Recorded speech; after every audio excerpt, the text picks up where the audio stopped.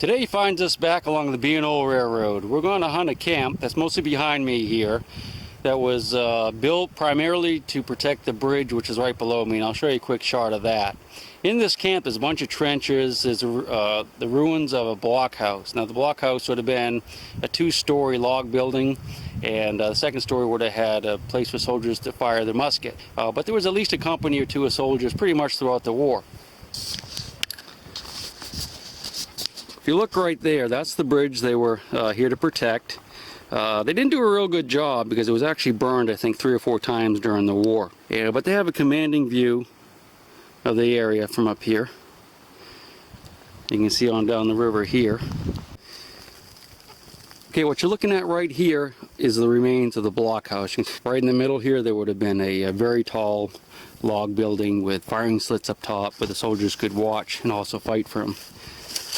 And if we look over here, there's a series of trench lines that help protect the top of the hill and also encompass the main part of the camp. See right there, you can see the trenches. It runs on down the hill, kind of snakes its way down, and if you look way down on the bottom, you can see the railroad tracks. So, of course, during the war, there would have been no trees here. So let's get the machine out and take a look. This place has been hunted for 30 years by just about everybody and their uncles, so I don't have high hopes, although I do think we will find at least a few things. Okay, so I'm working my way down these little dirt paths here, and there's a lot of iron in here. And again, this isn't a real good machine for a lot of iron, but I am picking up some signal. There's another one right here. Let's listen to it. That sounds pretty good. I don't reckon it's very deep though. Scrape the dirt back with our foot. Is it still there? Nah, I see it's moved. It's something really shallow. Could be, I'm thinking it might be a percussion cap. Just really small. I have to try to do this one-handed here. Hold on. So this is my first target of the day that I dug. It's iron, but it gave off a decent signal with this machine. I believe that's an underwear button. You can see 4 holes there, so that would go to an undergarment. So here's the trench line that trends down the hill here. And to my back is the main part of the fort. You can see it curves on around there. Tracks right in the bottom. Look right here, this is an old, I think it was probably a latrine that I had dug out maybe 15-20 years ago, but someone has come in here within the last year or two probably, and I redug it and they didn't fill it in, so that makes me so mad. You know, it's so easy just to fill this place in. But if you look, you can see all kinds of, there was a lot of trash in here, a lot of bottles and neat things, but you can see parts of stoves. And of course, this was a winter camp. So the soldiers would get stoves from the nearby area and use those. And bricks. These are all bricks from the fireplaces and stuff in the huts. What I wanted to show you here, though, is this stuff here. See this? This is really lightweight. It's almost like pumice, like stuff that comes out of volcanoes. But it gives a signal on a metal detector. So you'll find this a lot of times out in fields, especially where soldiers were camped, because all the artillery units and a lot of cavalry units would travel with forges so that they can make horseshoes and repair stuff. So and they use this to fuel the forges. So if you get something like this, really lightweight, gives a high squeak on the metal detector, it's probably just burn coke. Good to check the area though. This is the reason the camp was here.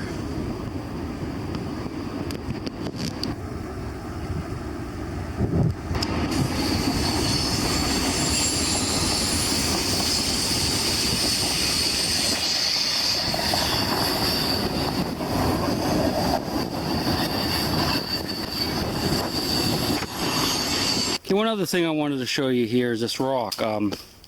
This rock was in a fire. See how it's red on the outside like this?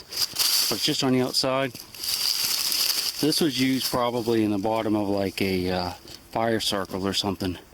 And anytime you see a rock like this that has that's burned like that, you know to slow down and start looking around, because someone had a campfire there. You know, it could have been Civil War soldiers, could have been Indians, in which case you won't find anything with a metal detector, or you know, could have been Boy Scouts, but you never know until you look. I showed this to you before, but I wanted to show it to you again because that was probably 30, 40 videos ago. So, but yeah, anytime you see the rocks like this, they have the reddish tinge to them. That's just on the outside. You know that's a fire rock. It's a pretty good signal here. That's quite loud actually, so it's not very deep. Let's break the leaves back a little bit. So there. Yep, that's a good sign.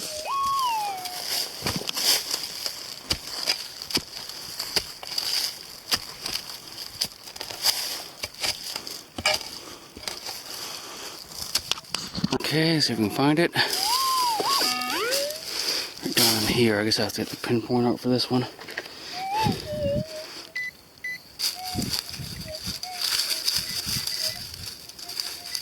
Yeah, there it is. What do we have? Cha. Hey, here it is. It's a 22 shell. Not too exciting.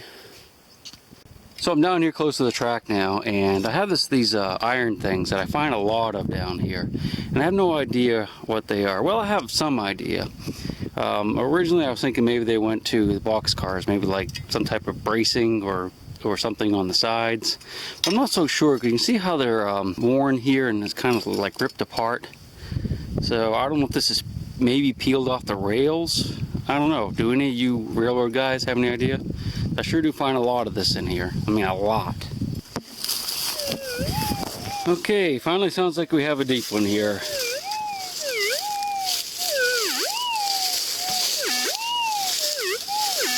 Yeah, it's not crazy deep, but it's a decent signal, so just hoping to it. Not having a good time today. We're not having a lot of luck anyway, let's put it that way. Let's double check that hole there.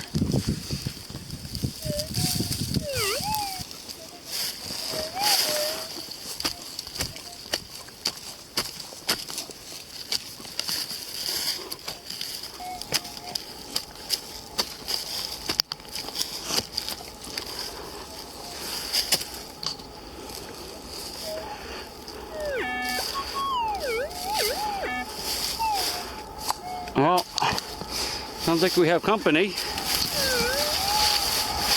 Yeah, sure enough.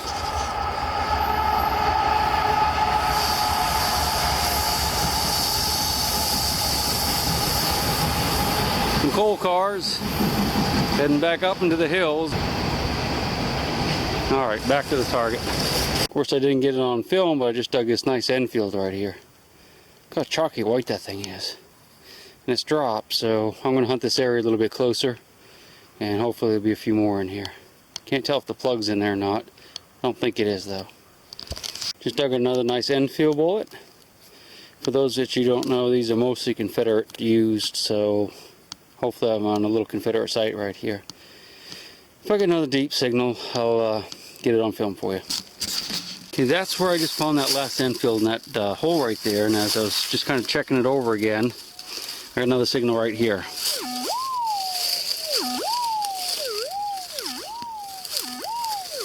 Now this one's not very deep, so shouldn't be hard to dig. Shouldn't take me very long anyway.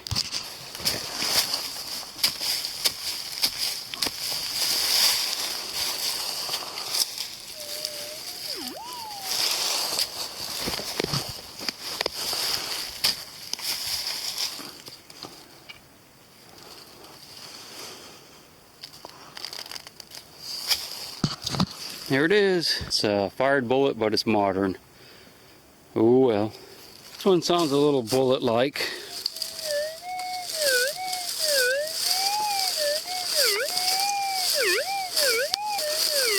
It's definitely a good signal, but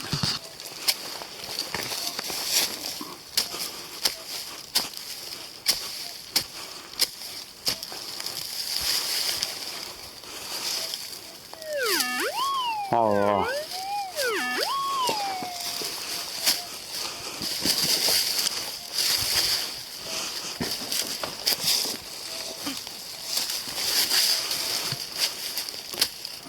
I should have got it. That's not too bad. Oh yeah. That sounds pretty smart right there.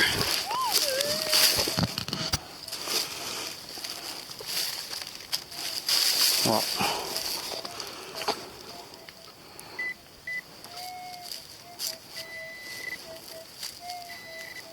Oh, yay! A bullet. That's a mini ball. That's gonna be nice and chalky white. Watch this. That's a pretty one right there. Nice and chalky. We'll hunt this area a little closer. Here's a interesting old home. This is post-Civil War, but it's an oldie. You know, it's probably late 1800s, early 1900s. I think old Nugget Noggin would like this one. Looks like it's right up his alley. You can get underneath those floorboards and probably find some stuff, but I'm not going to do it. See, the tracks are just right through the window there. So sad to see these old houses like this, you know, but you know, I guess who would want to live right next to the tracks? It has a basement though, look at that. Might be something down in there. Interesting for someone. Alright, Nugget, here you go, man, it's all yours. It's more on the other side of the house now. Kind of neat, look how someone put that decoration up there. It's interesting. But anyway, there's a little shed here. I was going to explore a little bit. And look in there. Looks like some type of weird little shelter or something. Hopefully I won't fall through.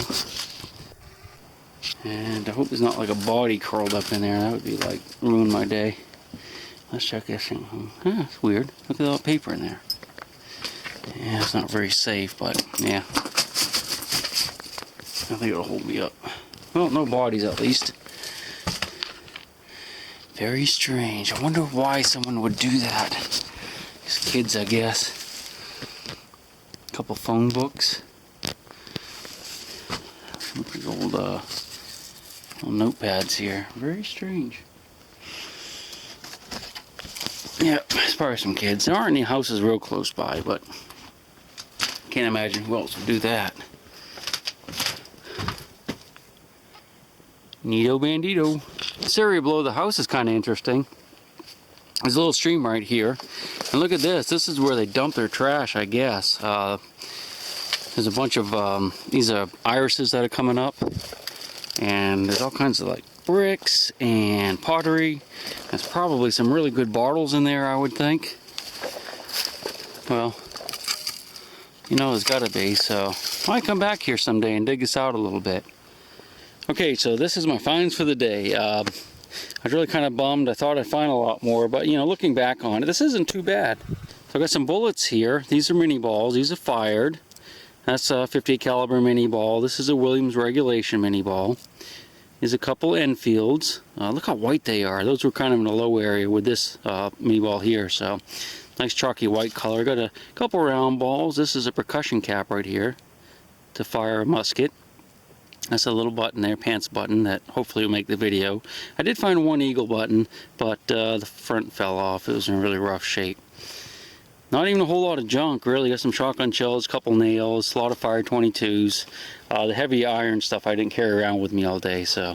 But yeah, we did find a few things, so I'm happy about that, and you know, hopefully I'll put this together for you to look at. So, thanks for joining me today. Pretty soon we'll be in the water. It won't be long, I promise.